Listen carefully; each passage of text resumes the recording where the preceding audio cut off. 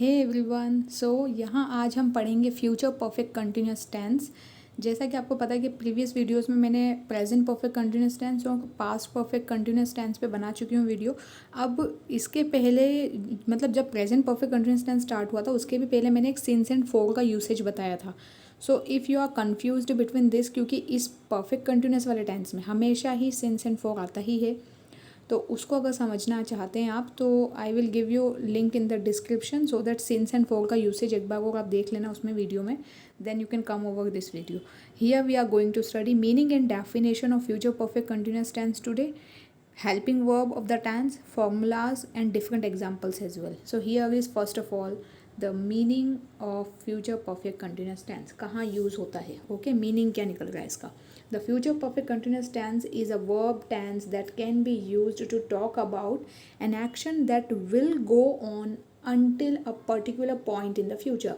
That will go जो कि future में चलेगी, until कब तक चलेगी, a particular point in the future, एक पर्टिकुलर टाइम एक पीरियड आएगा जब तक वो कंटिन्यूस प्रोसेस में चलता ही रहेगा। फॉर एग्जांपल अगर हम बोलना चाहते हैं कि फ्यूचर में ना जो मीन्स फॉर एग्जांपल अगर हम बोलना चाहें कि फ्यूचर में इन फ्यूचर जो इसकी पढ़ाई है, किसी बच्चे को लेकर अगर हम बात करते हैं तो इसकी पढ़ाई जो है वो इस टाइम तक फिनिश हो जाएगी। तो अब जैसे ग्रेजुएशन स्टार्ट हुआ है, सो वी नो कि 3 इयर्स का अगर ग्रेजुएशन होता है फॉर एग्जांपल, तो अगर 2023 में स्टार्ट हुआ है तो by 2026 he will be completing और शी विल बी कंप्लीटिंग जो भी है।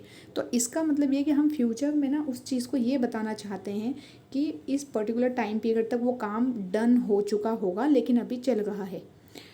मतलब फ्यूचर में एक टाइम पीरियड के बाद स्टार्ट होगा एंड देन फ्यूचर में इस टाइम तक तो फिनिश हो ही जाएगा। जैसे अगर फ्यूचर में अभी 2023 में अभी फॉर एग्जांपल स्टडी स्टार्ट नहीं हुई है लेकिन नेक्स्ट मंथ से स्टार्ट होने वाली है, तो ये काम अभी स्टार्ट हुआ भी नहीं है, ओके लेकिन वी आर एज्यूमिंग कि इस समय तक एडमिशन मिल जाएगा अगस्त 2023 तक, और फिर नेक्स्ट मतलब 2026 में जुलाई 2026 तक उसका होगा ग्रेजुएशन भी कंप्लीट हो चुका होगा। ये just I am giving you an example so that you can understand कि इसका मीनिंग ये निकलता है कि फ्यूचर में कोई चीज़ स्टार्ट होगी और फ्यूचर के इस टाइम पीरियड तक फिनिश हो जाएगी, that is future perfect continuous tense. So here, as it expresses an activity or occurrence that will be moving to a particular point in the future, the future perfect continuous tense is also known as the future perfect progressive tense। मैंने आपको पहले भी बताया हुआ है कि progressive का meaning जो होता है ना, ये प्रोग्रेसिव जो वर्ड लिखा है इसका मीनिंग ये होता है कंटिन्यूस है, कंटिन्यूस टेंस मतलब प्रोग्रेसिव मीन्स कंटिन्यूस, तो उसको perfect continuous means perfect progressive भी आप पढ़ सकते हैं। Next is definition. The future perfect continuous tense, according to the Cambridge Dictionary, is defined as the tense form used when we are looking back to the past from the point in the future। जब हम ना look back करते हैं past में, मतलब future पे एक time period पे हम खड़े हैं, ठीक है। 2028 में आप अपनी लाइफ को कहाँ देखते हो, ये क्वेश्चन फॉर एग्जांपल मैं आपके सामने पुट करूँ। अब इस में अगर आप 2028 में ये सोचते हैं कि मेरा ये पर्टिकुलर बिजनेस बिल्ड हो जाना चाहिए इतने 5 साल के अंदर, ठीक है। अब जब आप है ना वहाँ पे 2028 में जब आप पहुँच चुके होंगे और आप बिल्ड भी कर चुके होंगे, तब आप पास्ट में नहीं देखेंगे। लुक बैक, ये एक फ्रेजल वर्ब होती है लुक बैक। लुक बैक मतलब पास्ट की किसी चीज़ को सोचना, ओके लुक बैक करना। तो यहाँ पे आप जब आप 2028 में वहाँ पे सोचेंगे तो आप तो पास्ट में ही सोचेंगे ना कि 2023 में मैंने ऐसा सोचा था और देखो आज मैंने करके दिखाया, ठीक है। तो दिस इज़ लुक बैक। तो इसका कैम्ब्रिज यूनिवर्सिटी के अकॉर्डिंग इसका मीनिंग है when we are looking back to the past from the point of in the future, from the point in the future, future के पॉइंट में जाके कहीं पे पास्ट की बात सोचना। And we want to emphasize the length of or duration of an activity or event।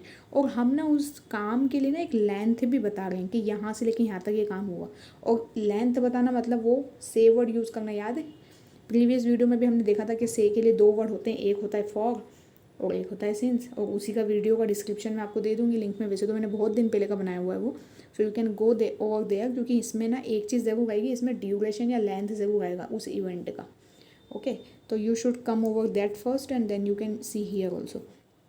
Now helping verb. तो helping verb जैसा कि आपको पता है अभी तक शैल और विल ही चलती आई है, ठीक है। जब कंटिन्यूसन ये प्रेजेंट इन फ्यूचर इनडेफिनिट की थी shall and will, then future continuous आया उसमें शैल भी एंड विल भी हुई। फ्यूचर परफेक्ट आया, उसमें shall have and will have हुई। अब आएगी shall have been and will have been, ये है परफेक्ट कंटिन्यूस टेंस। और आपको मैंने पहले भी बताया हुआ है कि हैव इसमें परफेक्ट टेंस से लिया हुआ है और जो बीन है वो कंटिन्यूस टेंस से लिया हुआ है। तो इस तरह से shall have been and will have been. You all know कि शैल हैव कहाँ यूज़ होता है, आई एन वी के साथ। अच्छा, पहले भी बताया था मैंने, है ना, आई एन वी के साथ यूज़ होता है। और जो विल हैव बीन है वो he she it name, name mean singular person, कोई सिंगुलर है उसके लिए यूज़ होगा। और we you they plural, plural आपको सबको पता होगा, जैसे कि students, benches, chairs, bags, okay, televisions. तो इस तरह की बहुत सारी चीज़ें हैं, बेडशीट्स वगैरह, जो भी आपको बोलना है, जो भी प्लूरल होती हैं वो सारी चीज़ें विल हैव बीन में आएगी। तो he she it any name and you we they plural, इन सब के साथ आप विल लगाएंगे। लेकिन आई एंड वी के साथ ही आपको शैल हैव बीन लगाना है, वो भी कब? Okay, let me know in the comments below कि कब मैंने आपको बोला था कि शैल का यूसेज वैसे तो आई एंड वी के साथ होता है, लेकिन आजकल सभी चीज़ों के साथ will, he she it any name और वी, आई एंड वी भी लगने लगा है, ठीक है। तो यू शुड नो कि क्यों, किस जगह पे लगता है, मैंने बहुत बार बताया हुआ ये। So please let me know in the comments below कि कब हम, कौन सा ऐसे पर्टिकुलर सिचुएशन होती है जब हम शैल का यूसेज करते हैं। Fine, next formula, formula of past, formula future आना चाहिए यहाँ पर, future, future perfect continuous tense, ये बाई मिस्टेक आ गया होगा, ये फ्यूचर का पड़ गया ना। तो फ्यूचर परफेक्ट कंटिन्यूस टेंस में सबसे पहले सब्जेक्ट होगा, देन हेल्पिंग वर्ब होगी, वर्ब फर्स्ट फॉर्म में आईएनजी एंड ऑब्जेक्ट होगा। ये हमने लास्ट वीडियोस में, लास्ट 3 वीडियो से थर्ड वन है, इसमें सभी में हमने एक ही चीज़ें पढ़ी हैं और ये यहाँ पे रिपीटेड है। ऑब्जेक्ट के बाद में एक सिंस एंड फॉर भी आता है, जो कि अगर ना भी लिखा जाए यहाँ पे तो भी अंडरस्टूड है वो। तो पहली बात तो ये फ्यूचर है, ठीक है। तो यहाँ पे सब्जेक्ट आएगा, वो हेल्पिंग वर्ब आएगी, हेल्पिंग वर्ब में क्या, shall have been, will have been, okay. Verb first form में ING and object, then not लगा देंगे तो निगेटिव, हेल्पिंग वर्ब के बाद इंट्रोगेटिव बनाना है तो हेल्पिंग वर्ब को आगे रख दो। जब आपको इंट्रोगेटिव नेगेटिव बनाना है तो हेल्पिंग वर्ब तो आगे आएगी ही, साथ में नॉट भी आएगा हेल्प सब्जेक्ट के बाद, ठीक है। और डब्ल्यूएच क्वेश्चन में तो इस पूरे सेंटेंस में ये जो हेल्प क्वेश्चन वाला हमने पर देखा अभी, जिसमें helping verb subject verb first form में आईएनजी एंड ऑब्जेक्ट, इसके आगे आपको कुछ नहीं करना है, इसमें डब्ल्यूएच लगाना है बस, तो ये आपकी फॉर्मूला हो जाएगा। Next is example of future perfect continuous tense. Future perfect continuous tense का एग्जाम्पल है ये, यहाँ पर पॉजिटिव है, निगेटिव, इंट्रोगेटिव, नेगेटिव, इंट्रोगेटिव और डब्ल्यूएच क्वेश्चन।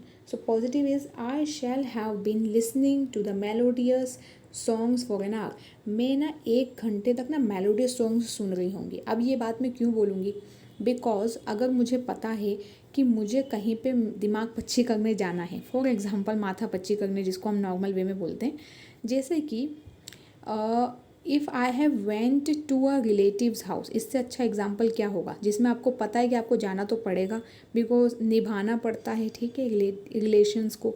तो वहाँ पे हम गए, है ना। अब हमें पता है कि वहाँ से आने के बाद हमारा दिमाग का दही हो जाएगा पूरी तरह से, क्योंकि they will not behave us according to our thought process, जो हम सोचते हैं या जैसा हम उन्हें ट्रीट करेंगे, दे will not treat us in the same manner. So similarly जब हम वहाँ से आएंगे, सो आई, तब मैं इस सेंटेंस को यूज़ करूँगी, कैसे, I shall have been listening to melodious songs for an hour. 1 घंटे तक शायद मैं उसके बाद में melodious song I have to listen, because तभी मेरा स्ट्रेस थोड़ा कम होगा। तो जॉक्स अपार्ट, एक्चुअली ऐसा होता है कई बार, हम कहीं पे भी जाएं, जैसे अगर आप किसी वाइवा में गए हैं और आपको पता है कि मेरा जो आज का प्रैक्टिकल एग्ज़ाम था वो अच्छा शायद ही जाए, क्योंकि मैंने अच्छे से परफॉर्म, मतलब मैंने अच्छे से प्रिपेयर नहीं किया है उसके लिए, तो वहाँ से आके भी आपको कुछ ना कुछ ऐसा बूस्ट होने की ज़रूरत पड़ेगी, ठीक है। अदरवाइज़ डिप्रेशन जैसा नहीं फील होगा कि अरे इतना बड़ा वाइवा था and you know I didn't perform well. तो इसीलिए वहाँ पर आपको लिसनिंग, सॉन्ग्स को लिसन करना पड़ेगा। तो अब उस सेंस में हम यहाँ पे फ्यूचर में बात करेंगे कि I shall have been listening to song, मतलब मैं ऐसा कर रही होंगी इन द फ्यूचर, समझे बात।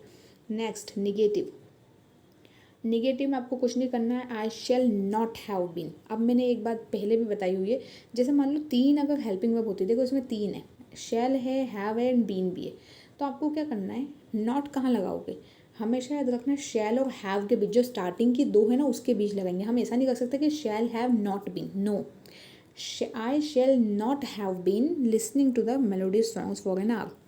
Interrogative, shall I have been listening to the melodious songs for an hour.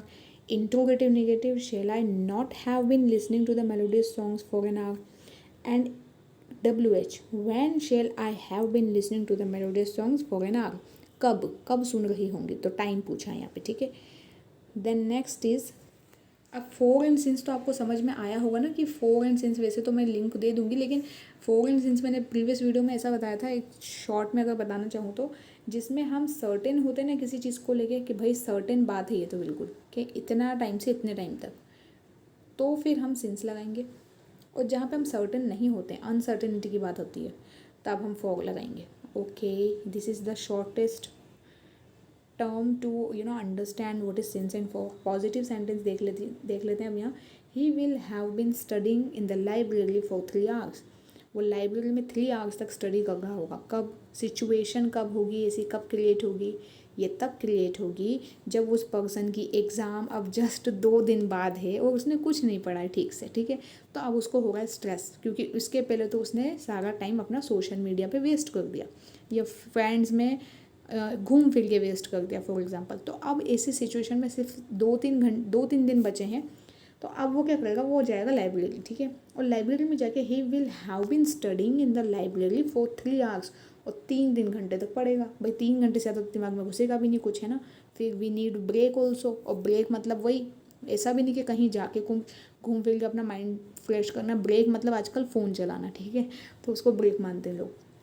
यहाँ पर विल और हैव के बीच आप नॉट लगा दोगे तो ये निगेटिव हो जाएगा। जब इंट्रोगेटिव बनाना है, so you all know, will आगे, will he have been studying in the library for 3 hours, and interrogative negative में नॉट आएगा। और कहाँ पे नॉट आएगा, तो ये ही और हैव के बीच। क्यों? क्योंकि सब्जेक्ट और हेल्पिंग वर्ब के बीच नॉट आता है, ये मैंने बताया हुआ है। Will he not have been studying in the library for 3 hours, और इन क्वेश्चन वर्ड्स में with whom he will be studying in the library for 3 hours. भाई वो किसके साथ में पढ़ रहा होगा 3 घंटे पहले, ये भी देख लो, कौन है उसके साथ में जो पढ़ाई कर गई है या what ever. Next, so future perfect continuous के कुछ एग्जांपल्स यहाँ मैं बता रही हूँ आपको, देख लीजिए इधर। ये सारे ना क्वेश्चन इंट्रोगेटिव वाले हैं वैसे तो, पर आप चाहें ना तो इसको सिंपल में भी बना सकते हैं। वैसे तो यहाँ पे मैंने फ्यूचर परफेक्ट कंटिन्यूस के इंट्रोगेटिव वाले ही लिए हैं। नॉर्मल वाले तो मैं आपको पहले 2 वीडियो स्लाइड्स पे बता चुकी हूँ, ठीक है। What will you have been doing for 5 years. अभी आप 5 साल तक क्या कर गए होंगे, तो ये फ्यूचर का है, मतलब हमारा फ्यूचर गोल जो भी रहता है वो। what will the group of what will the group have been making since 2015। जो हमारा ग्रुप है, जो भी हमारी इंडस्ट्री, उसको ग्रुप बोलते हैं ना हम, राइट। तो वो जो ग्रुप है वो 2015 से क्या बना रहा होगा इन the future. when will the cast have been attending for 5 hours। Okay, जो कास्ट है वो किसे अटेंड कर रही होगी for 5 hours. When will Linda, this is the name, Linda have been practising for 4 hours.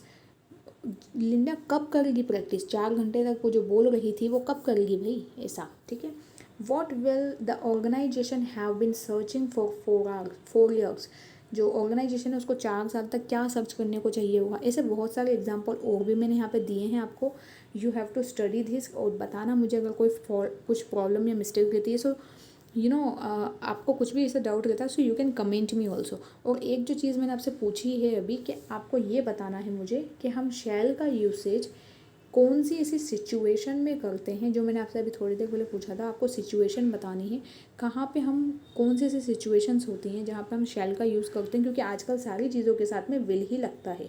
आप देखेंगे कभी भी आई और वी के साथ में भी विल ही लगने लगा है, तो फिर हमें शैल का यूज़ करना कहाँ है, ये आप मुझे कमेंट्स में बताएं please. Okay, so this was all in this video. Thank you for now and bye to all. Let's meet in our next video. Thank you.